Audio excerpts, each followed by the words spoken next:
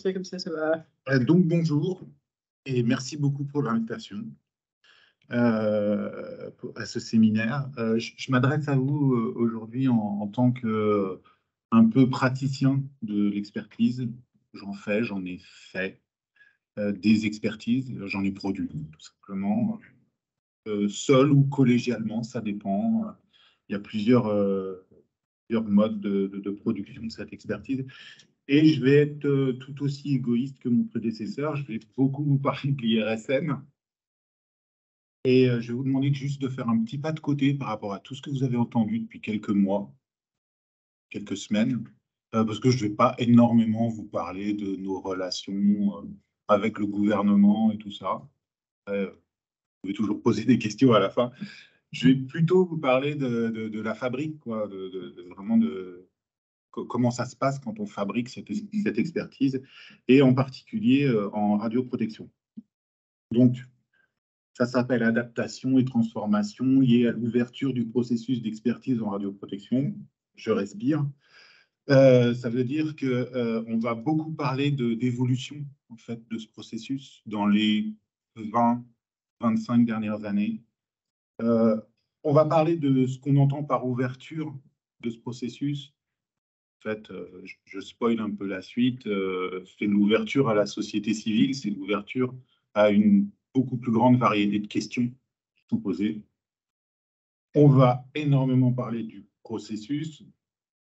Alors, processus au sens, ça sera toujours mon leitmotiv, c'est la machine qui permet de fabriquer l'expertise. Voilà, il n'y a pas de mots-clés derrière. Et puis, on va commencer à se demander qu'est-ce que c'est que cette expertise en radioprotection. Je ne sais pas si ça vous parle. Déjà, radioprotection. Radioprotection, comme on est dans un séminaire de sciences et décisions, ce processus de radioprotection, d'expertise en radioprotection, il prend place dans un processus lui, qui est beaucoup plus large et qui est beaucoup plus protéiforme pour le coup, qui est celui de la décision publique. Donc j'essaierai de le replacer. Je démarre tout de suite par cette question de qu'est-ce que c'est que l'expertise en radioprotection. Donc à l'IRSN, donc le R veut dire radioprotection et SN veut dire sûreté nucléaire. Donc c'est la moitié en gros de ce que fait l'IRSN, la radioprotection.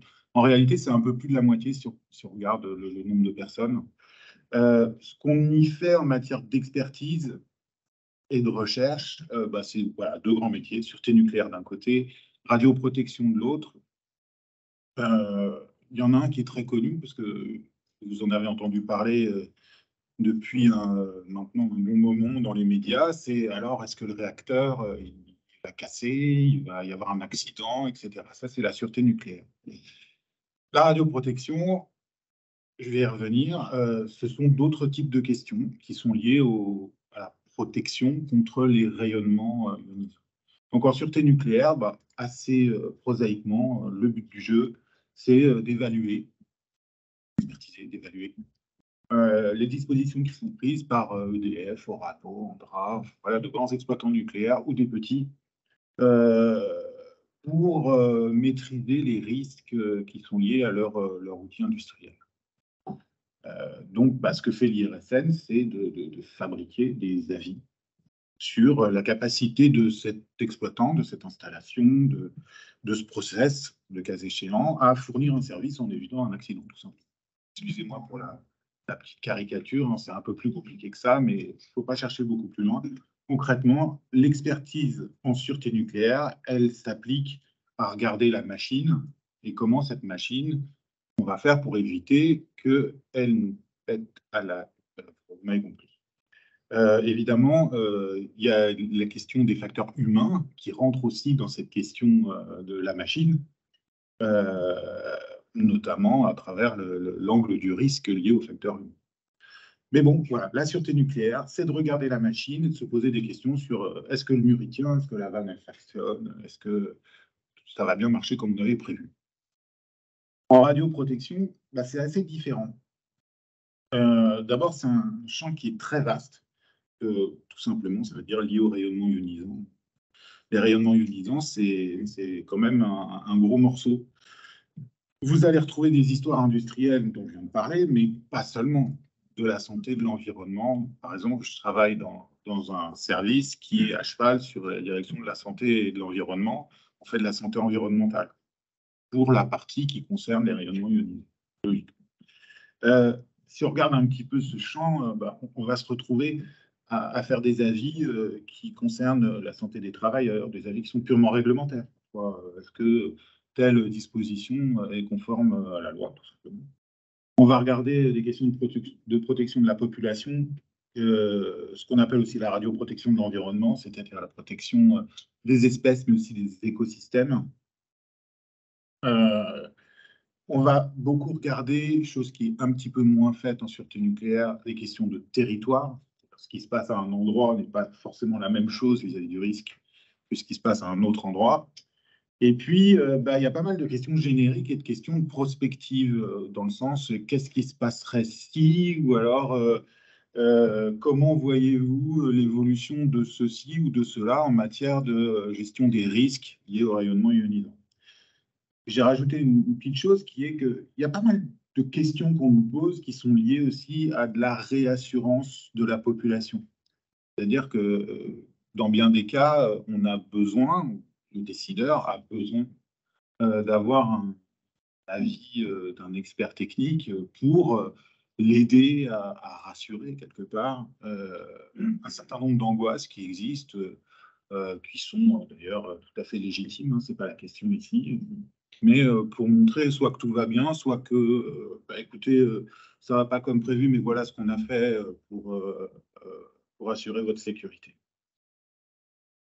Donc, en gros, la radioprotection, son sujet, ce n'est pas la machine, c'est l'humain et l'environnement. Voir les deux en même temps. Je vous parlais de santé environnementale, c'est un peu l'idée.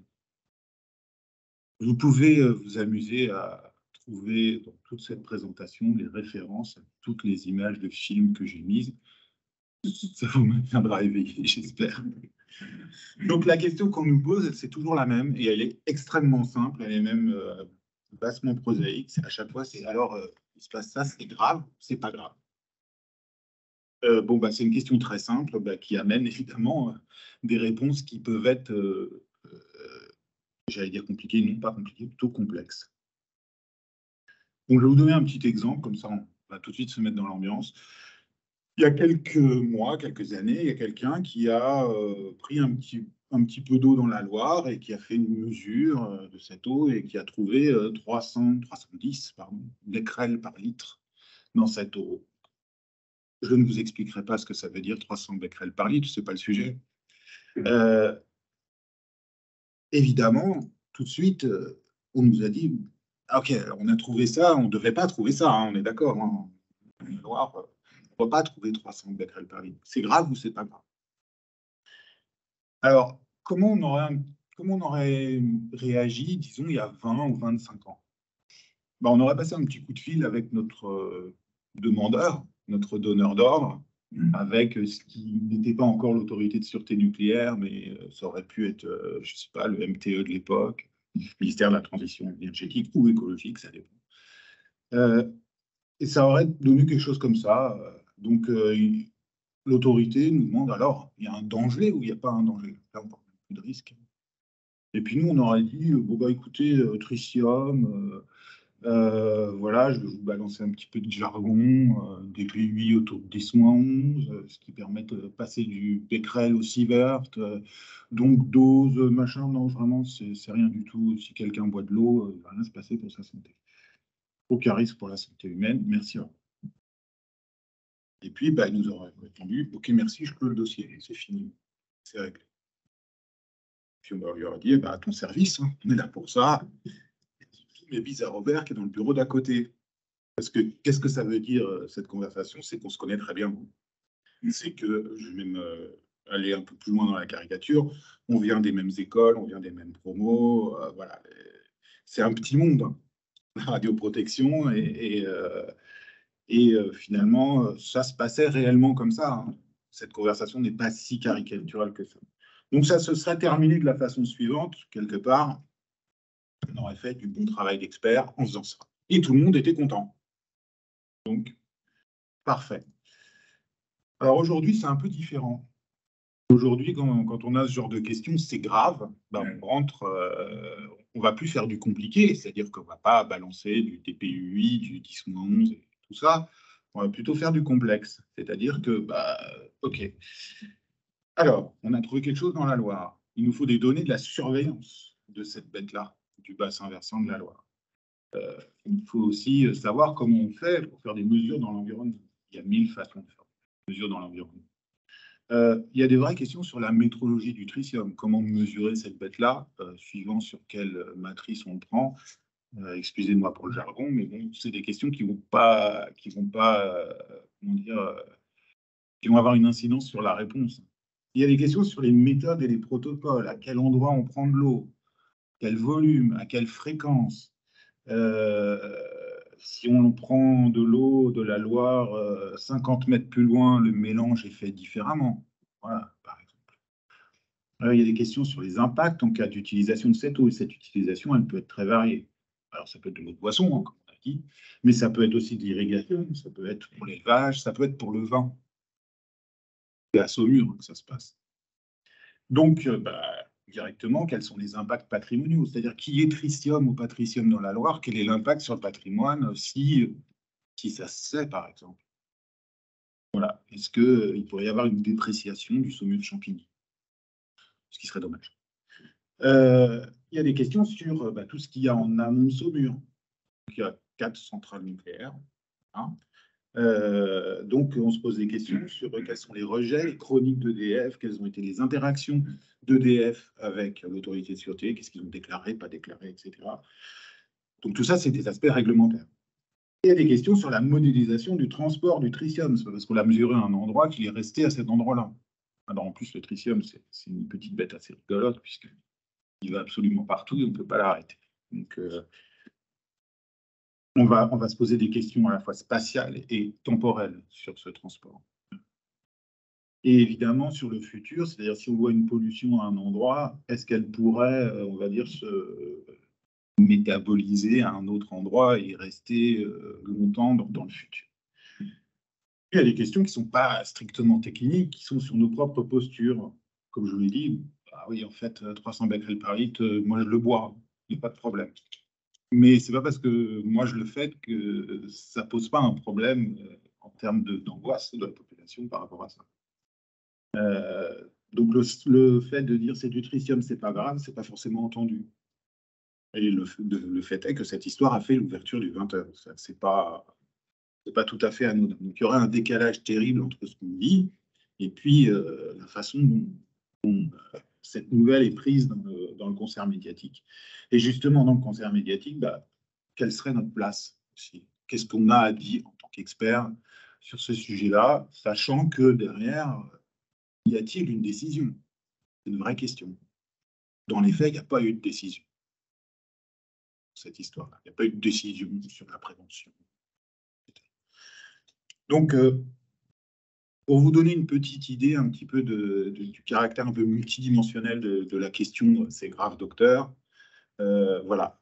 À chacune de ces lignes, à chaque fois que vous avez un petit clic comme ça, vous allez avoir en réalité des experts, des spécialistes, des gens qui ont l'habitude de telle toute petite partie de cette question, qui travaillent depuis des années, etc., qui sont à l'IRSN ou qui ne sont pas à l'IRSN. Pour être clair que sur les impacts patrimoniaux, on n'a pas beaucoup de spécialistes du Saumur Champigny à l'IRSN, ou alors ce n'est pas forcément dans leur fiche de poste, quoi. Il y a aussi des questions où on se spécialise progressivement pour pouvoir y répondre, en particulier sur les aspects médiatiques. Et tout ça juste pour un petit peu de tritium. Donc vous imaginez quand c'est plus compliqué. Là, c'était pas grand-chose en réalité, c'est juste un peu de tritium qu'on a trouvé dans la loi. Voilà pour cet exemple. Et puis, ce que ça montre, finalement, c'est que ce C-grave docteur, cette question n'a pas été posée par l'autorité. Elle a été posée par quelqu'un de la société civile, par plusieurs personnes, en l'occurrence, de la société civile. Et cette personne n'attend pas du tout la même chose que notre copain de promo d'il y a 25 ans. C'est ça un petit peu l'idée. Donc là, je vais aller un petit peu plus vite parce qu'on en a pas mal parlé sous diverses formes avec les deux interventions différentes. Pour parler du processus d'expertise donc, en radioprotection, ce processus il se situe, il se situe grosso modo dans la partie jaune et la partie verte. C'est-à-dire qu'en amont, il y a une question. Alors, nous, on appelle ça une saisine. C'est bien une question qui est posée. Il y a la mise en œuvre d'un processus d'expertise d'une fabrique en suivant les recommandations de la norme NFX 50-110 ou pas. Mais, et puis, il y a un produit, l'expertise, qui, alors, ça tombe bien, on en a parlé, Bruno en a parlé tout à l'heure. Quel que soit finalement ce produit, l'objectif, c'est bien d'apporter un éclairage. C'est d'éclairer sur un certain nombre de chemins possibles à partir de la question qui est posée. À l'IRSN, on parle beaucoup de recommandations, puisqu'on fait des recommandations pour l'autorité de sûreté ou pour d'autres donneurs d'ordre, que peuvent être des GPR, on va parler, des GEC, etc., etc. Il y en a plein d'autres, des GS, des GT. J'ai mis prédiction aussi, puisque c'est souvent ce qui nous est demandé. Et qu'est-ce qui va se passer maintenant? Alors, le mot prédiction, il est volontairement provoque, parce que quelque part, on nous demande un petit peu de sortir la boule de cristal et de dire, voilà, il va se passer ça. En réalité, nous ne sommes que des scientifiques, donc on ne raisonne qu'avec des modèles. On ne peut pas ouvrir le débat des limites des modèles qu'on utilise, mais c'est aussi nos modèles de pensée à nous, qui ne sont que des modèles. Donc forcément, dès qu'on est sur le terrain de la prédiction, il faut faire très attention. Il y a la décision, et puis il y a quelque chose dont on ne parle pas beaucoup, mais qui est assez essentiel, et en particulier dans le milieu nucléaire, dans le milieu de la radioprotection, c'est l'accompagnement de cette décision. Accompagnement qui peut même démarrer bien avant. Mais je l'ai mis vraiment comme étant partie intégrante de ce processus de décision, et probablement qu'il prend de plus en plus de poids, cet accompagnement, depuis 2025. Donc c'est un peu caricatural, évidemment, il y a plein d'autres façons de présenter ce processus. La réalité, en fait, c'est beaucoup de boucles de rétroaction entre des acteurs. Et on en a aussi un petit peu parlé. Entre nous, instances d'expertise, et les différentes autorités, ministères, décideurs, autorités de sûreté nucléaire, etc., ce sont des négociations finalement permanentes sur les questions qui sont posées. Et au terme de ces négociations, de ces échanges, la question, elle est bien formalisée, comme ça a été dit également par Bruno tout à l'heure. C'était un élément important de son organisation, d'arriver à bien formaliser les saisies, dans notre cas, la question. Et une fois que la question est formalisée, on rentre dans la fabrique de l'expertise, que je ne vais pas vous détailler vraiment en détail, c'est pour vous dire à quel point ça deviendrait tautologique, quoi. Parce que chez nous, à l'IRSN, comme finalement l'expertise en sûreté nucléaire et en radioprotection n'est pas enseignée à l'école en France, il n'y a pas de formation pour ça. Dans aucune fac, dans aucune école d'ingénieur. Et ben, cette formation, on l'a fait chez nous et ça prend du temps. C'est juste la formation, c'est plusieurs cycles de plusieurs jours. Et après, avant d'acquérir un minimum d'autonomie dans ce travail, il faut 2, 3, 5 ans parfois. Donc, je ne vais pas vous détailler ça, mais on va discuter de ces évolutions. Alors, cette fabrique de l'expertise, elle est totalement indissociable de l'échange qu'il y a avec ce que j'appelle la science en général, la recherche d'une manière générale. Et ça a été un grand sujet dans les médias il y a quelques temps. On en a beaucoup entendu parler, puisqu'il était question de séparer la recherche et l'expertise, en mettant la recherche au CEA et l'expertise ailleurs, à l'ASN par exemple. La vérité, c'est que c'est assez difficile de découper des équipes qui font les deux. Les frontières sont extrêmement floues entre recherche et expertise dans un institut comme l'IRSN. Voilà. Bien qu'il y ait des gens qui ne fassent que de la recherche, il y a aussi bien des cas où un jour on va être chercheur, publier, faire partie du programme de recherche, etc. Et puis un autre jour, on va être activé en tant qu'expert au sein une œuvre un peu plus collégiale, je dirais, de production d'un avis. Le résultat de tout ça, bah, c'est l'avis. Les recommandations et éventuellement des recommandations sur l'accompagnement, ça se fait aussi beaucoup. Et puis, bah, la décision arrive, la décision publique arrive avec là aussi beaucoup d'interactions avec notre donneur d'ordre. Ça, c'est à la fois au début, mais aussi à la fin. C'est un peu moins pendant, étonnamment. Ça pourrait être revu. Et également pendant l'accompagnement qui suit la décision.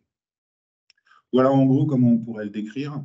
Mais il y a pas mal de variantes parce que les questions sont très vastes et elles peuvent être très particulières. En gros, ne voyez pas ce processus comme étant une procédure qu'on déroule sans trop se poser de questions parce qu'en réalité, il y a plein de chemins de traverse. Donc, si on fait un premier bilan à ce stade, pour faire de l'expertise en radioprotection, bah, il nous faut un certain nombre de métiers très spécialisés et pointus. Vous l'avez vu avec l'exemple, notre histoire de tritium dans la Loire. Il y a un certain nombre de questions qui nous sont posées. Or, la particularité en radioprotection, c'est qu'elles sont très différentes d'une année à l'autre. Voilà, il y a des actualités différentes, il y a des situations différentes. Et puis surtout, c'est des questions qui sont souvent assez holistiques. C'est le fameux « c'est grave, docteur ». Voilà. Il y a beaucoup de boucles de rétroaction entre les acteurs. Alors, ce n'est pas spécifique à la radioprotection, hein. Attention, ça existe aussi en sûreté, mais les domaines de l'expertise. Un point important, c'est que ce sont des questions qui sont territorialisées. Alors, je vais beaucoup y revenir. Ça nécessite quelque part une expertise sur un objet qu'on ne maîtrise pas forcément, parce que l'IRSN n'est pas partout. On n'est pas spécialiste de tous les territoires, voire même on n'est pas spécialiste des territoires, tout simplement. Et elles sont personnifiées, c'est-à-dire qu'il y a bien une personne qui nous pose la question. Ce n'est pas qu'une saisine, un bout de papier qui nous est envoyé. Il y a bien quelque chose derrière, et je dirais quelque chose du ressort du psychologique ou du sociologique, quoi. Il y a des contextes aussi qui peuvent être très difficiles à appréhender, c'est-à-dire quand on vient mettre les pieds quelque part, on arrive au milieu d'une histoire, enfin au milieu ou à la fin d'une histoire parfois, il s'est passé beaucoup de choses avant. Et tout ce travail de contextualisation, bah, ce n'est pas forcément le boulot qu'on a appris à l'école, là aussi, quand on est ingénieur à l'IRSN. Et puis, il y a des attentes nouvelles, et je vais un petit peu y revenir au fur et à mesure de l'avancement. Donc, on pourrait revisiter notre petit schéma de la décision rapidement, où en fait, il y aurait un peu de concertation là, il y aurait un peu de concertation là, il y aurait un peu de concertation là, il y aurait de la concertation à peu près partout, si on voulait faire correctement notre travail. Vous voyez que c'est vite le bordel, c'est un peu l'objectif. Donc, bref bilan, puis ensuite on va rentrer dans le vif du sujet. J'espère que vous voyez un petit peu ce que c'est que l'expertise en radioprotection. Il y a des points communs avec la sûreté, mais il y a aussi pas mal de différences, en particulier sur les questions. J'en ai parlé, mais c'est vraiment le leitmotiv un peu, c'est que le lien avec les sciences humaines et sociales en radioprotection, il est vraiment séminal. C'est-à-dire que ça ne veut pas dire qu'on le fait bien, hein.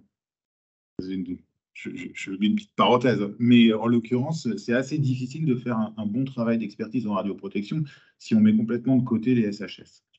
Je dis bien au-delà du facteur humain, c'est-à-dire au-delà du risque posé par l'homme. Il y a aussi, quand on nous pose une question comme celle du tritium, un rôle qui n'est pas forcément un rôle qu'on avait il y a 25 ans, qui est une forme de rôle de médiation, où l'expert public et l'IRSN va avoir comme mission, quelque part, de mettre des parties prenantes autour de la table et de les faire interagir avec une espèce de caution qui est assurée par l'expertise. Une espèce de caution sur la véracité de ce qui est dit, sur la pertinence, etc. Et puis, il y a aussi beaucoup de nouveaux sujets hein, dans les 20-25 dernières années. Ça a été dit un petit peu, il y a les crises systémiques, il y a le post-accidentel, parce qu'on s'est beaucoup intéressé à l'accident, mais pas beaucoup à ce qui se passe après. Et puis, il y a eu Fukushima, on a beaucoup travaillé sur ce qui s'est passé dans les 10, maintenant ça fait 12 ans. 10-12 ans qui ont suivi, et pas spécifiquement sur le site de la centrale, mais vraiment à 70 km de là, pour les populations, qu'est-ce qui s'est passé pour eux et comment on pourrait prévenir, anticiper un tel accident sur le territoire français ou européen. Il y a des questions un petit peu plus génériques qui ont pas mal d'impact aussi sur ce travail d'expertise, tel que le changement climatique, la prééminence des écosystèmes par rapport aux espèces aussi. Et puis, un petit point particulier, ça a été dit par Bruno également ce matin, on demande souvent aux experts de dire la vérité, enfin, de dire une vérité, donc une certitude. L'évolution qu'on peut constater quand même, c'est qu'on devrait plutôt nous demander de rechercher un certain nombre de compromis face à la complexité des questions qui nous sont posées. Alors évidemment, on devrait, il s'agit de convaincre des gens qui ne voient pas forcément les choses de la même manière, bien sûr. Même au sein de l'IRSN, tout le monde ne voit pas de la même manière. Donc, là maintenant, je vais vous proposer de regarder un petit peu plus en détail cette évolution de l'expertise en radioprotection, et selon 3 axes. Le premier, ce sera l'organisation. Le deuxième, ce sera vraiment le processus lui-même. Qu'est-ce qui a bougé très concrètement dans notre machine, et puis ces interactions avec la société civile. Donc, si on démarre sur la partie organisation de l'instance d'expertise, écoutez, c'est un petit peu comme ce qui a été présenté par l'INRAE, hein. C'est des institutions qui se ressemblent, même si on n'a pas la même taille du tout, mais finalement, nous, on doit répondre à des missions. Donc voilà, on a été créé pour répondre à des questions. Ensuite, on doit, ça aussi c'est pareil historiquement, on doit pouvoir router les questions. S'il y a une question qui nous est posée, il faut bien qu'elle arrive quelque part. Ensuite, c'est peut-être moins évident, se rendre lisible pour le donneur d'ordre. En général, il est un peu angoissé, le donneur d'ordre. Enfin, il est même très souvent angoissé. Et donc, il aimerait savoir où ça en est, comment on fait, etc. Pouvoir un petit peu anticiper la réponse. Ça a été un peu dit aussi, parfois, quand on suspend notre publication pour qu'il puisse avoir le temps de réfléchir et réagir et créer sa communication, etc. Donc, se rendre lisible.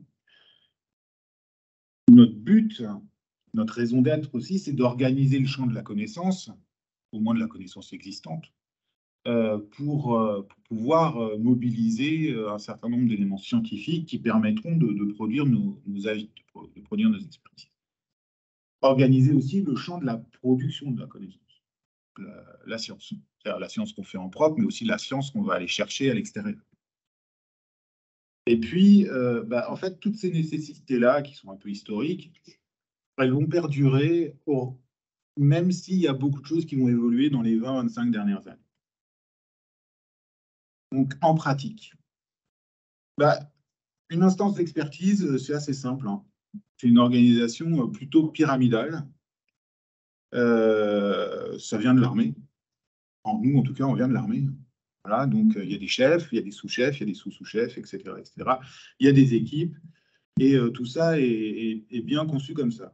L'autre élément important de cette organisation, c'est qu'il faut absolument qu'il y ait une correspondance entre les services du donneur d'ordre et ceux de l'instance d'expertise. Il faut que ça se branche quelque part. Vous voyez, c'est ce que je parlais en matière de routage des demandes. Donc, quelque part, il faut qu'il y ait une variété à l'intérieur de l'institution qui permette de se connecter à tous nos donneurs d'ordre.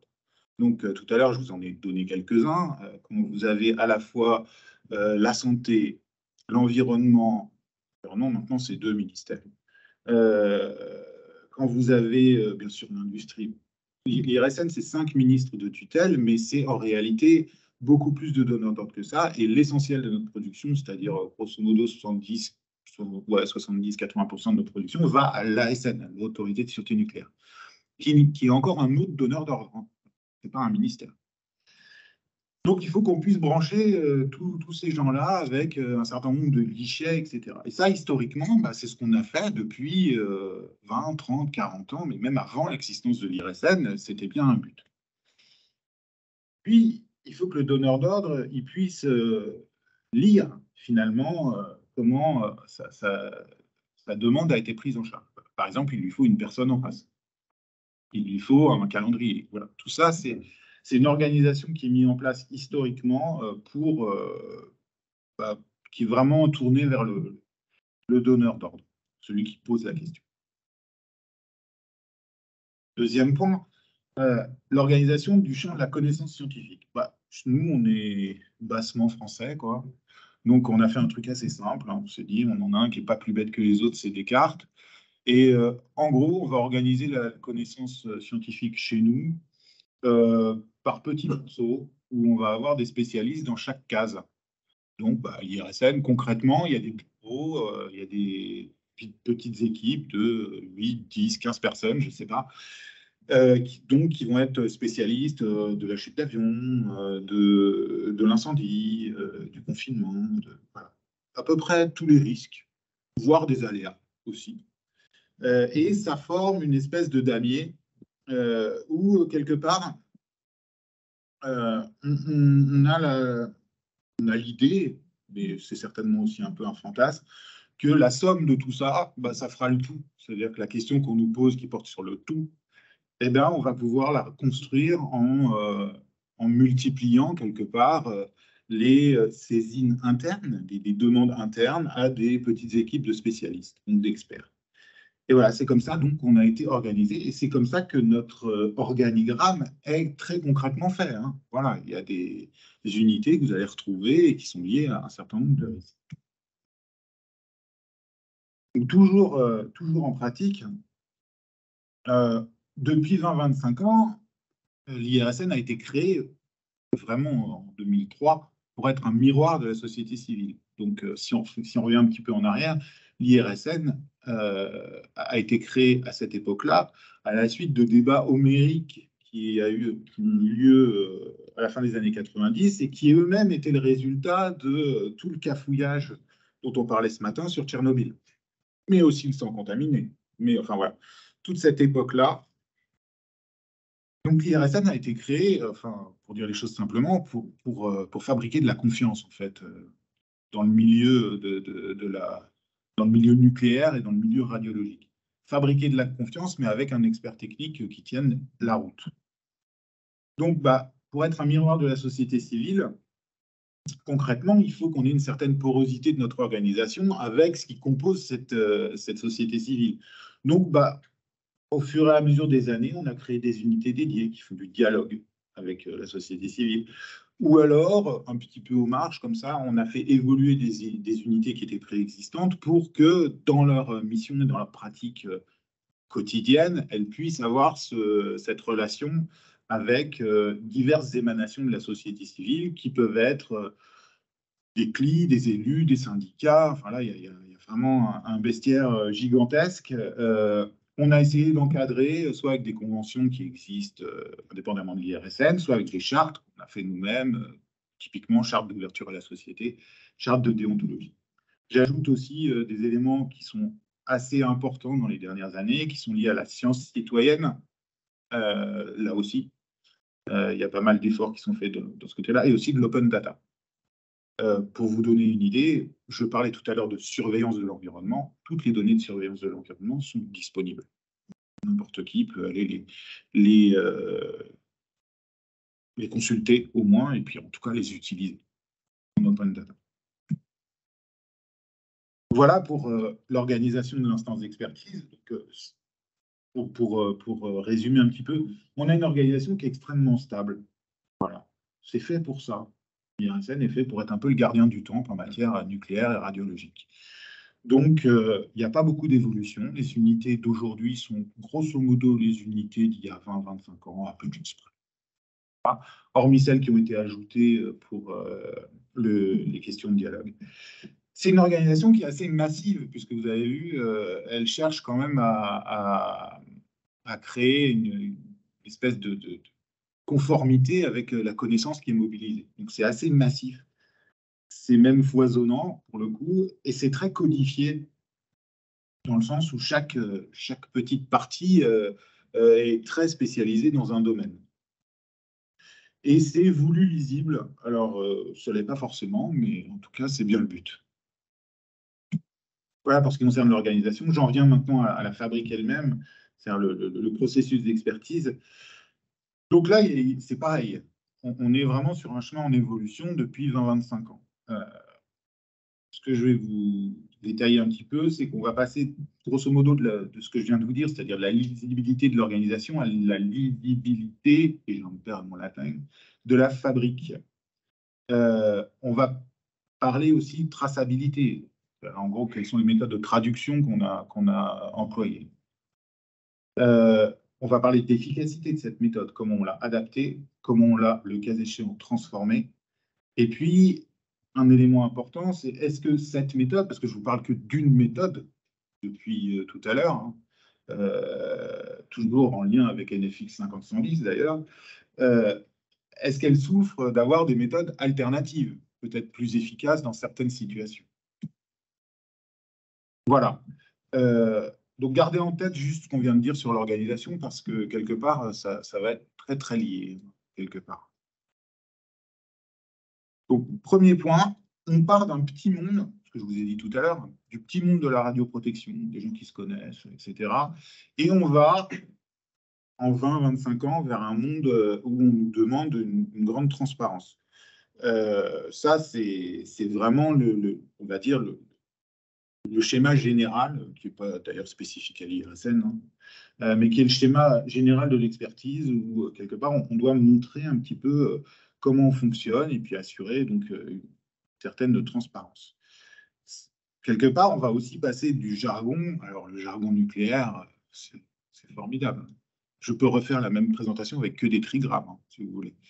Mais c'est bon, voilà, c'est totalement incompréhensible. L'idée, c'est d'aller un petit peu plus loin que la transparence, c'est d'aller jusqu'à la traçabilité, c'est-à-dire la traçabilité également de nos positions. Donc, nos positions, par exemple, qui ont été prises il y a 15 ans sur telle ou telle situation, il faut qu'elles puissent être traduisibles dans le contexte de l'époque quand on le lit aujourd'hui. Une traçabilité. Transparence, lisibilité, traçabilité, mais ça va encore un petit peu plus loin, c'est-à-dire où est-ce qu'on les met dans le processus? Là, je vous le dis, c'est en fin de cycle. Donc, ça veut dire quoi? Ça veut dire qu'on a un processus, je dirais, classique, hein, c'est un processus, première étape, deuxième étape, troisième étape, etc., de fabrication de l'expertise. Et où est-ce qu'on va mettre ces questions de transparence, de lisibilité, de traçabilité? Bah, historiquement, pour pas trop bouger le processus, et je ne porte pas d'avis là-dessus, hein, d'ailleurs, ce qu'on a fait, c'est qu'on a rajouté des petites briques, des petits morceaux, des petites actions, quelque part, dans les phases aval du processus. C'est pour ça que je parle en fin de cycle de lavage. Donc, par exemple, exemple type, au tout début, quand on a commencé à publier nos avis, la première réaction, c'était on va faire un avis pour l'autorité de sûreté et cet avis, il sera technique. Et puis, on va en faire un autre qui sera avec un langage, on va dire, je ne sais pas, profane, enfin, en tout cas compréhensible par tout le monde. Évidemment, ça fait 2 fois plus de boulot. Oui, on rajoute une brique, etc. Petit à petit, ça a été un petit peu remonté dans le processus. C'est-à-dire qu'un petit peu plus tôt, on s'est dit, mais non, mais finalement, si on exprimait les choses d'une autre manière, dès le départ, c'est-à-dire dès la conception de notre avis, peut-être à une étape un petit peu antérieure, est-ce qu'on ne gagnerait pas un petit peu de temps, d'énergie, etc. Mais bon, globalement, à chaque fois qu'il y a eu ce type d'injonction, mais ce n'est pas des injonctions qui tombent comme ça du jour au lendemain, entre guillemets, c'est un peu un monde qui change progressivement. Le réflexe, c'était de rajouter des petits morceaux à la fin du processus. Surtout, il ne fallait pas toucher à la trame et à la structure de ce processus, qui est un processus qui est bien antérieur à NFX 5010, puisque il date des années 70, ce processus. Il a été mis à jour progressivement, mais globalement, l'approche est à peu près la même.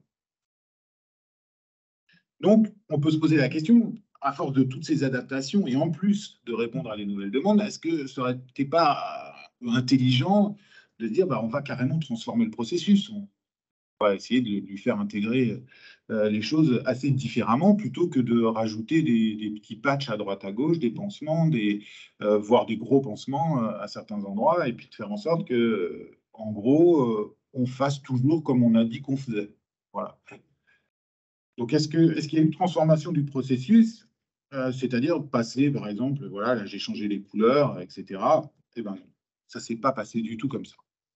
Donc, à l'IRSN, on n'a pas changé le processus. C'est-à-dire que si vous le lisez aujourd'hui dans sa livrée 2023, ou tel qu'il est enseigné aux nouveaux arrivants, etc., ben, c'est à peu près la même chose que ce que moi j'ai connu en 2003, quoi. Il y a quelques petites différences, mais fondamentalement, c'est la même chose. Et ça interroge quand même pas mal. Pourquoi on n'a pas voulu, quelque part, changer de méthode de travail? Bon, voilà quelques hypothèses. Je vous l'ai dit, c'est un processus qui est ancien et qui a fait ses preuves. Et il continue à faire ses preuves, hein, attention. C'est un processus qui est très robuste pour l'immense majorité des expertises et en particulier en sûreté nucléaire. N'oubliez pas que à l'IRSN, c'est un peu le vaisseau amiral, la sûreté nucléaire. Quand on parle de l'IRSN depuis 2-3 mois dans les médias, on ne parle que de la sûreté des centrales. Donc tout ce que je vous dis là, c'est hors champ, hein, médiatique quelque part. Donc ce processus continue à être très robuste quand on s'occupe de la machine, un peu moins quand on s'occupe de l'homme et de l'environnement. Mais bon, on ne peut pas tout changer si facilement. Donc, il y a une culture d'entreprise aussi à l'IRSN. Je vous en ai donné quelques éléments tout à l'heure, c'est-à-dire pourquoi on a été créé, quel rôle on a dans ce système-là, un peu en tant que gardien du temps. Il y a une masse aussi de notre organisation, dont je vous ai parlé également, une masse qui tient déjà au nombre de personnes, tout simplement, mais aussi à cette extrême stabilité dont j'ai parlé tout à l'heure. Et puis, si on change de méthode, c'est risqué. Et quand vous avez des spécialistes du risque à qui on demande de faire quelque chose de risqué, ils ne le font pas. C'est logique, vu que c'est des spécialistes du risque. Donc, on n'a pas fondamentalement changé de méthode. Ce qu'on a fait plutôt, c'est d'adapter le processus un peu aux marges, en essayant d'être un peu malin, quoi. Et cette adaptation, elle s'est faite par toutes petites touches, en réalité, je dirais un peu à bas bruit. Donc, par exemple, pour tenir compte de la variété des demandes, on a créé plus d'étapes de montage de l'expertise en amont, plus de concertation, typiquement en amont. Pour intégrer une variété plus grande de clients, là je parle bien de la société civile, on a aussi adapté notamment les compétences des gens. Pour rester dans le cadre institutionnel, on a bien évidemment adapté les saisines. Avant, c'était une saisine de technicien à technicien. Aujourd'hui, dans notre négociation avec l'autorité de sûreté ou tel ministère, on inclut des parties prenantes. Ou en tout cas, on essaye d'inclure des parties prenantes pour que la question réponde aussi à celle des parties prenantes et pas que à celle du donneur d'ordre institutionnel officiel. Donc pour ça, on a aussi impliqué les autorités avec un certain nombre de risques qu'on s'est pris un petit peu dans la tête récemment. Ça ne nous a pas échappé. Donc le fait d'adapter aux marges, ça nous donne aussi un petit peu plus de lame à notre couteau, quelque part. Et on aurait pu, c'est pas ce qu'on a fait, avoir 2, 3, 4 processus différents pour faire de l'expertise. Ce qu'on a fait plutôt, ce qu'on a essayé de faire, c'est d'introduire un certain nombre de méthodes alternatives. L'idée, c'est de se dire, on a un processus qui est ancien, qui marche bien, mais on rame quand même beaucoup dans certains cas quand on parle homme et environnement, humain et environnement. Or, il y a un certain nombre de questions où on doit faire, par exemple, des comparaisons entre tel ou tel choix. Là, le processus d'expertise classique, il n'est peut-être pas le plus adapté. En revanche, un processus de type ACV, analyse du cycle de vie, lui, va être un petit peu plus adapté si la question elle est posée sur un des éléments bien précis de ces deux processus. Une autre façon d'introduire des méthodes alternatives, c'est quand on se retrouve avec ces questions complexes, telles que celles qu'on a vues, plutôt que de dire, écoutez, la réponse technique, c'est ça, et puis finalement, Nous, on est là pour faire la réponse technique, donc débrouillez-vous avec le reste. Bah, plutôt que de faire cette réponse-là, on a essayé d'utiliser des processus de type analyse multi-acteurs et multicritères qui ne visent pas à dire c'est cette solution qu'il faut prendre, mais qui visent en fait à comparer un petit peu en fonction des points de vue des uns et des autres, donc de parties prenantes qui peuvent être assez vastes là, pour le coup, euh, d'effectuer cette comparaison et de montrer un petit peu les distances qu'il peut y avoir entre tel type de réponse et tel type de réponse. Et ça, c'est un élément que notre processus initial ne nous permettait pas de faire, mais qu'une AMA-MC nous permet de faire. Alors évidemment, ce n'est pas du tout la même façon de procéder, vous imaginez bien. Donc voilà pour la fabrique de l'expertise. Si je fais un petit bilan, on est toujours dans cette logique de lisibilité et de transparence qui est un petit peu le grand fil rouge des 20 dernières années. Toutes ces petites adaptations dont je vous ai parlé, là, que ce soit en fin de cycle, toutes mes petites pièces de Lego, là, vous en doutez bien, elles ont abouti à un processus qui, avant, tenait sur une page web, c'est-à-dire à 20 ans, tenait sur une page web. Aujourd'hui, il fait 25 pages. J'en sais rien, hein, mais c'est pour vous donner une idée. Mais à chaque fois, il y a des cas particuliers. Ici, il se passe ci, il faut faire ça, etc. Il y a aussi une massification qui est due au fait que, comme il y a un certain nombre de risques à traiter toutes ces problématiques, eh ben, il y a pas mal de dispositions qui sont prises, qui sont purement administratives, mais qui permettent de gérer ce risque. Par exemple, chez nous, pour s'assurer d'une bonne traçabilité, il existe des fiches qu'on doit remplir, hein, pour, on va dire, garder la trace d'un désaccord entre un expert et, par exemple, sa hiérarchie. Bon, en général, sa hiérarchie, c'est un autre expert, hein. Voilà. Donc, quelque chose qui, somme toute, assez normal que deux experts ne soient pas d'accord à un moment donné du processus. Je dirais même que c'est non seulement c'est normal, mais quelque part, c'est presque ce qu'on devrait rechercher. Ben non, on a créé un certain nombre de dispositions un peu administratives qui font que ce processus s'est massifié. Donc plus il est massif, vous imaginez, plus il est difficile à faire bouger, plus il est difficile à transformer. Donc, pas de transformation majeure dans les 20-25 dernières années, sauf si on vient à considérer que ce que je viens de vous dire, ce sont des transformations majeures. Et je ne suis pas loin de le penser, hein, au passage. C'est-à-dire que ça se fait à bas bruit, mais au final, ça fait quand même des évolutions assez importantes.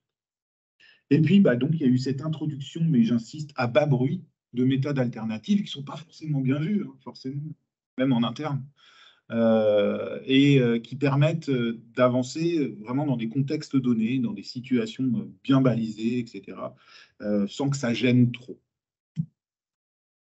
Je vais en terminer avec donc ce que ça signifie pour nous, experts, dans cette relation avec la société civile. Bah là, vous imaginez bien qu'il y a eu beaucoup d'évolutions. On va vraiment de la transparence du processus à quasiment une co-construction de l'expertise aujourd'hui. C'est ce que je vous ai dit, quand on demande, et quand on veut le faire au passage, je ne fais pas que nous le demander, de mettre autour de nous experts, bah, une vaste gamme de parties prenantes, d'autres experts, etc. La territorialisation, la personnalisation des questions, je vais y revenir. La prise en compte de multiples dimensions, ça vous a donné une petite idée avec mon histoire de Tritium. La crise, c'est-à-dire la crise au sens intellectuel, c'est-à-dire comment on la vit, comment on l'appréhende quelque part, cette crise. Ce n'est pas la crise comme on l'a toujours gérée, à savoir tout va bien, puis tout va mal, puis à nouveau tout va bien parce qu'on a fait en sorte que tout aille bien. Ça, c'est sur le papier. Et puis, je vais vous parler un petit peu d'un élément qui est quand même assez important et qui est souterrain dans toute cette évolution, c'est l'évolution des jeux de pouvoir dans le processus décisionnel qui se reflète quelque part dans le processus de l'expertise. Et puis, on se posera la question de l'évolution de la place de l'expert dans cette machine qui est la machine à produire de la décision. Donc, bah, je vous l'ai dit, hein, on est passé du petit monde de la radioprotection à la transparence, mais aujourd'hui, on est même un petit peu plus loin. On est à la co-construction de l'expertise avec des gens, bah, déjà des gens pas comme nous, des gens qui n'ont pas fait les mêmes études que nous, des gens qui ne parlent pas le même langage que nous, des gens qui ont des connaissannes qui ne sont pas du tout alignées avec les nôtres, par exemple des connaissances pour le coup éminemment territoriales, des connaissances historiques, etc., qui ne sont pas les nôtres. Nous, on a une connaissance un petit peu technique, on va vous expliquer que la dose va avoir tel type d'effet, etc., etc. Donc on va dire, c'est un changement assez important dans le cerveau des experts et des experts, quelque part. Ensuite, sur le processus lui-même, bah, je vous ai dit territorialisation des questions. Alors ça, c'est particulièrement vrai en radioprotection. Il y a 20-25 ans, les questions qu'on se posait étaient quand même assez générales. Aujourd'hui, de plus souvent, c'est très territorialisé. Je vais vous donner un autre exemple. Quand vous entendez dans les médias, il y a par exemple un cluster de maladies à tel ou tel endroit, comme ça a pu arriver il y a 2-3 ans en Loire-Atlantique, mais bon, il y a toujours quelques cas qui arrivent. Là, en l'occurrence, c'est que dans une école, il y avait 6 leucémies. C'est pas tout à fait normal. Et légitimement, les parents se sont posés énormément de questions. Si leucémie, bah, l'IRSN, quelque part, va pas répondre à cette question-là, mais par contre, va être vraiment une partie prenante à la réponse de cette question qui n'est même pas posée, à savoir, cette question, c'est vraiment une question d'angoisse et de réassurance, là, pour le coup. D'où ça vient, il faut une explication. Une explication crédible. Donc là, ouais, on va insérer un dispositif d'expertise dans un territoire qu'on ne connaît pas, et pourtant, c'est bien le fondement de la question, c'est bien sa territorialisation. Ce qu'on appelle un peu des clusters. Et puis, il y a la personnalisation, et ça, c'est quand même aussi un élément assez majeur. Il y a 25 ans, c'était impossible pour une personne de la société civile de poser une question à l'IRSN. Ça ne marchait pas comme ça. Il fallait demander à des ministères, etc., et que ça redescende en pluie selon la méthodologie classique, saisine, etc. Aujourd'hui, non seulement c'est possible, mais c'est courant. Voilà, ça arrive. Alors, ça ne nous empêche pas ensuite de réinstitutionnaliser ce genre de questions, puisque en général, quand une personne pose une question, on essaie de se poser, nous, la question de savoir si il n'y a pas comment dire, un travail un petit peu plus générique à faire pour telle ou telle autorité. Donc, bah, ça donne un processus qui, bah, là aussi, a commencé à avoir pas mal de petits patchs dans tous les sens. Mais là, pour le coup, dans les parties amont. Donc, si vous faites le lien avec ce que je vous ai dit tout à l'heure, bah, ça veut dire que le processus dont je vous ai dit que c'était massifié, bah, il se massifie aussi énormément si on prend en compte ces éléments-là. Les multiples dimensions de l'expertise, bon, je ne reviens pas dessus, hein, je vous l'ai dit, ça c'est un élément, encore une fois, que nos ingénieurs n'apprennent pas à l'école. On leur apprend à l'école, globalement, c'est qu'il y a une fonction et qu'il faut l'optimiser, donc on dérive la fonction et puis on regarde où est-ce qu'elle est en haut, où est-ce qu'elle est en bas. Et puis, bon, ils gardent ça en tête. Et quand ils arrivent à l'IRSN et qu'on doit traiter des expertises aussi multidimensionnelles que ça, ils sont perdus, forcément, parce qu'ils n'ont pas forcément les compétences, voire même ils le refusent. Ça peut être le cas. Ça, c'est un élément aussi important. Je reviens aussi sur la question de la confiance. On a vraiment changé de monde, quoi. Et avant, on imaginait une crise. On se préparait à la crise. Bon, bah, aujourd'hui, on est en crise, qu'on le veuille ou non, quelque part. On est même en crise systémique et imbriquée, quoi. Donc, et ça, on le voit, je dirais, quasiment tous les jours. C'est-à-dire qu'une question, en fait, est connectée à plein d'autres questions. Et ça, dans un contexte où la société civile n'a pas amélioré sa confiance vis-à-vis de l'expertise. Ça a été dit par Bruno ce matin.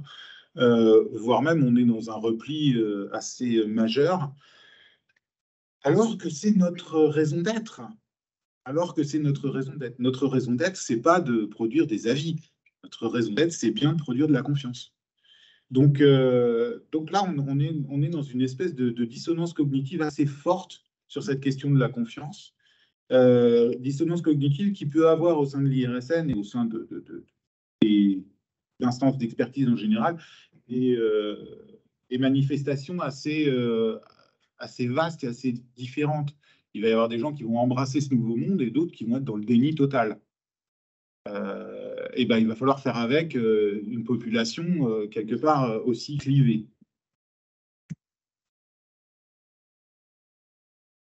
Et puis, je vais vous parler un petit peu des jeux de pouvoir dans le processus de décision, ce qui s'est passé il y a 2-3 mois entre l'IRSN, la SN, le CEA, le ministère, le gouvernement, le président de la République, etc., etc. C'est ni plus ni moins qu'une manifestation de jeux de pouvoir qui ont énormément évolué dans les 20-25 dernières années.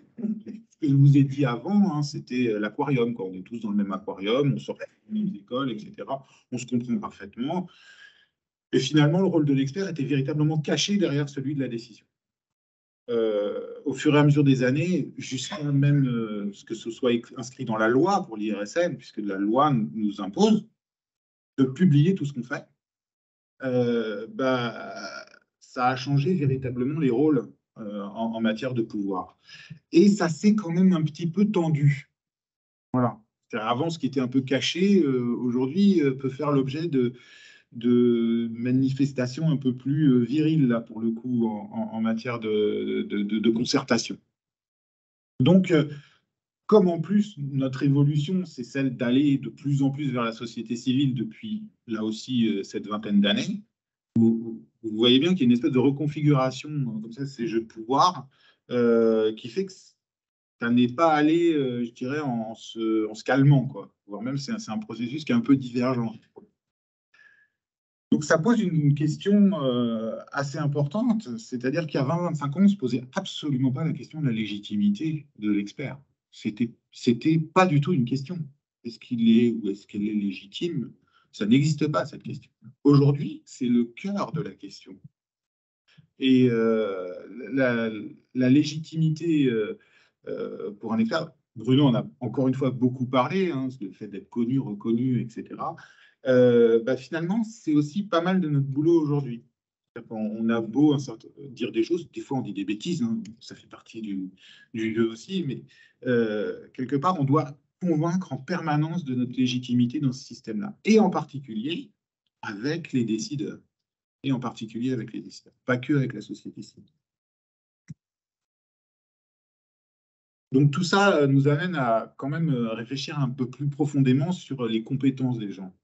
Euh, Encore une fois, il y a 20-25 ans, on prenait quelqu'un qui sort de l'école et puis, hop, on lui donnait un dossier et il disait quelque chose sur ce dossier. Ça ne se passe plus du tout comme ça. On voit bien qu'il y a un rôle qui est en évolution pour l'expert dans ce processus un peu plus général de décision publique. Et c'est un peu bizarre parce que d'un côté, on va être perçu comme un peu un col bleu, une espèce d'ouvrier de la décision. Et voilà, on va apporter la brique qui va bien à un moment donné dans un processus un petit peu plus général. Et de l'autre, on nous demande d'être central, d'être un peu médiateur, d'être en tout cas entremetteur quelque part, d'avoir cette capacité, cette compétence de mettre des gens autour de la table et de les faire discuter de sujets techniques et de sujets de santé humaine et de santé environnementale. Tout ça fait qu'il y a quelque chose qui s'est fait au début à très bas bruit, mais qui aujourd'hui, à mon avis, est même un petit peu plus bruyant, même si certaines personnes restent sourdes, bien sûr. C'est le rôle de l'intégration des SHS dans ce processus d'expertise. Finalement, on n'a plus vraiment besoin d'ingénieurs super bons dans tel ou tel domaine. On a besoin de gens qui savent s'interfacer avec les premiers, et de construire des équipes d'expertise peut-être plus vastes avec une plus grande diversité de compétences, une plus grande diversité aussi d'histoire, une plus grande diversité de valeurs, ça joue aussi, pour pouvoir mener à bien ces processus d'expertise qui sont plus complexes. Alors, ça ne veut pas dire que, quelque part, on abandonne l'idée de faire de la bonne technique. Ne me faites pas dire ce que je n'ai pas dit. Évidemment, ça reste, ça reste comme j'ai dit au tout début, des métiers qui sont éminemment techniques, avec voire même très pointus dans certains domaines. Voilà, donc là, c'est un petit peu cette quadrature du cercle qu'il faut arriver à mettre dans un carré et qui est pas. On est un petit peu au milieu du gué, là, encore sur cet aspect d'intégration des SHS. Donc, je termine là-dessus sur cette évolution qui nous amène à développer des compétences nouvelles. Alors, pas nouvelles au sens de la société, mais nouvelles pour l'IRSN, particulière en tout cas, et puis d'insister sur une plus grande diversité de notre personnel pour faire l'expertise. Donc, si je récapitule, des compétences nouvelles, co-construction, médiation, J'en ai pas trop parlé quand j'ai parlé des situations de crise. Il y a aussi plus d'exposition. Il n'y a pas de jeu de mots, hein. Plus d'exposition pour les experts et les expertes de l'IRSN. Forcément, on est beaucoup plus en avant par rapport à un coup de wishbone médiatique. C'est arrivé, ça arrivera, etc. Plus de personnalisation et bien sûr plus de dimension. Donc, je vais terminer par vous donner quelques pistes pour savoir. Vous m'avez peut-être trouvé par moments critique. C'était un peu le but du jeu, hein. Voilà, d'avoir un regard un peu excentré par rapport à ce qu'on fait à l'IRSN. Si on parle d'adaptation et de transformation liée à l'ouverture de ce processus d'expertise en radioprotection, on voit bien qu'on est au milieu de quelque chose. Il n'y a rien qui est véritablement formé, qui est véritablement métabolisé dans notre structure pour dire que ça y est, on s'est adapté, on s'est transformé. Ça, le jour où on le dira, on verra. Donc, c'est 25 ans d'évolution, en partant d'un moment où on était un petit peu entre nous, à un moment où on est, là pour le coup, et ça c'est une réalité, beaucoup plus ouvert à la société civile.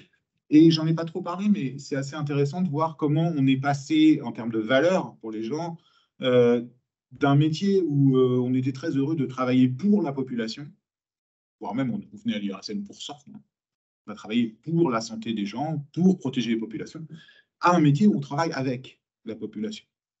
Et bah, c'est pas du tout la même chose. D'abord, c'est pas ce qu'on apprend à l'école, au passage.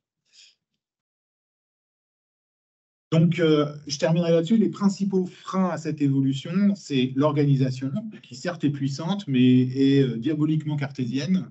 C'est-à-dire que sorti de ce modèle de pensée-là, il n'y a pas beaucoup de place pour la complexité. C'est pas fait pour être agile, c'est fait pour être stable, pour être clair. Il y a ce problème de massification du processus qui est un peu paradoxal parce que ce processus, il a été fait et il continue à être fait pour être tout terrain, c'est-à-dire adaptable à toutes les situations qu'on rencontre. Mais en même temps, il est devenu d'une complication, justement, je n'utilise pas de complexité, d'une complication tout à fait incompatible avec ces évolutions futures. Mettre l'accent sur la diversité des parcours des experts de l'Institut, ça marche aussi pour les chercheurs, hein. Ça marche bien entendu également pour les chercheurs, qui est un énorme chantier là, pour le coup, qui nécessite quand même une vision RH qui est assez volontariste. Les jeux de pouvoir, je vous en ai parlé. Bon, bah, on est un petit peu dans le flipper là en ce moment. Je pense que ça ne va pas changer. On va rester dans le flipper. En fait. La question, c'est de savoir ce qu'on va en faire, mais on va quand même rester dans le flipper. Et puis, la difficile intégration de méthodes d'expertise alternatives, pratiquement pour toutes les raisons que je vous ai données avant. Quelque part, c'est risqué, il n'y a pas trop de place parce qu'on est bien occupé avec l'ancien processus, il n'y a pas trop de place parce que notre organisation n'a pas prévu de faire une unité pour ça, etc., etc. Et puis, il n'y a pas trop de place parce qu'on n'y pense pas, parce qu'on n'est pas assez divers aussi dans notre façon de voir les choses. D'où cet enjeu assez important de développement de compétences propres à l'expertise en radioprotection, qui ne sont pas forcément des compétences techniques, pour le coup. Quelque part, on en a déjà, et on continue à en fabriquer de la compétence technique, mais des compétences qui sont plus SHS, quoi, socio, psycho, même, je dirais, pour être précis. Bref, en gros, l'époque a changé, peut-être pas forcément l'IRSN, en tout cas essayer d'accompagner ce mouvement-là. Et quelque part, le coup de semonce qu'on a eu il y a 2-3 mois par le gouvernement nous rappelle que nous aussi, on doit avoir un regard, alors peut-être pas tout seul, peut-être avec d'autres. Quand je dis peut-être, je suis convaincu que c'est avec d'autres, sur notre façon de fonctionner, sur notre organisation, sur notre façon de mobiliser un peu les connaissances et les compétences pour arriver à notre tour à changer un petit peu d'époque et à ne pas être quelque part un frein à ce mouvement-là. Parce qu'il y a beaucoup de questions qui nous sont posées et qu'il faudra bien qu'on continue. Je vous remercie. S'il y a une personne qui a toutes les références du cinéma. Je vous félicite. Mais au moins quelques-unes. En général, il y a un lien avec ce qui est dit.